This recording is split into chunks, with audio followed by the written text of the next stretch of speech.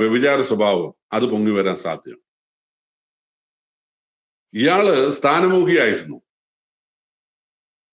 ആ സ്ഥാനമോഹിയായ മനുഷ്യൻ വളരെ മര്യാദയ്ക്ക് ആ സമയം ജീവിക്കുകയായിരുന്നു. പത്രോസും യോഹന്നാനും വന്നപ്പോ ചിലർക്ക് അന്യഭാഷാപരം, ചിലർക്ക് വ്യാഖ്യാനപരം, ചിലർക്ക് പ്രവചനപരം, ചിലർ സുവിശേഷകൻ, ചിലർ ഇടയൻ, ഉപദേഷ്ടാവ്. കൃപാവരം ലഭിച്ചു. ഇയാൾക്ക് പാവത്തിനൊന്നും കിട്ടിയില്ല. അയാൾക്ക് എറിവായി, പിണക്കമായി.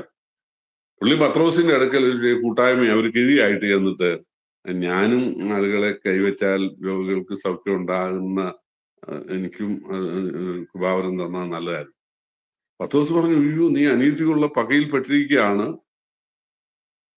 നീ ഇത് ദൈവത്തോട് പ്രാർത്ഥിക്ക്, അതൊക്കെ മാറാൻ എന്ന് പറഞ്ഞു. പുള്ളി പറഞ്ഞു, ബ്രദറെന്ന് എനിക്ക് വേണ്ടി പ്രാർത്ഥിക്കുക, ഇതൊന്നും എനിക്ക് പറ്റാതിരിക്കുക, എനിക്ക് വേണ്ടി പ്രാർത്ഥിക്കുക എന്ന് പറഞ്ഞു.